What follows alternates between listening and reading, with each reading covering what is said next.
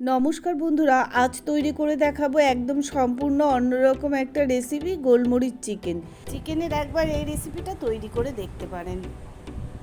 এখানে আমি একটা ভাজা মশলা তৈরি করে নিচ্ছি, যার মধ্যে আমি 2 চামচে গোলমরিচ, হাফ চামচে জিরে আর হাফ চামচে গোটা ধনে, গোটা গরম মশলা, 2টো শুকনো লঙ্কা দিয়েছি।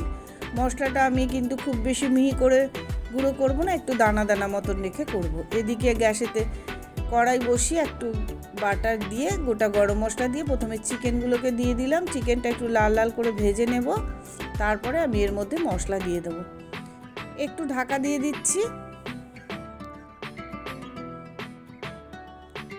এই দেখুন, এইরকম লালচে করে আমি ভেজে নিলাম। এবারে আমি এর মধ্যে দিয়ে দিচ্ছি রসুন আর পেঁয়াজ বাটা 3 চামচে দিয়ে দিচ্ছি, আর দিয়ে দিলাম এখানে টমেটো, আদা, রসুন আর গোলমরিচ 2 চামচে, আর দিয়ে দিচ্ছি ভাজা মশলা যেটা আমি তৈরি করে রেখেছিলাম সেটা 2 চামচে দিয়ে পরিমাণ মতো লবণ দিলাম।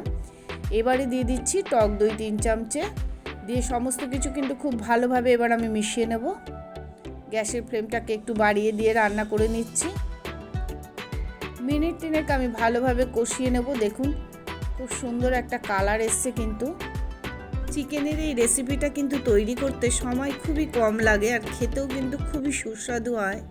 1 চামচে গোলমরিচের গুঁড়ো দিয়ে দিলাম, দিয়ে ভালো করে নেড়ে চেড়ে এবার আমি এর মধ্যে জল দিয়ে দিচ্ছি। ছোট গ্লাসের 1 গ্লাস জল দিয়ে দিলাম। গ্যাসের ফ্লেমটাকে বাড়িয়ে এবার ফুটিয়ে নেব। 2 মিনিট এভাবে রান্না করে নেব। ঝোলটা আমি আর একটু ঘন করে নেব।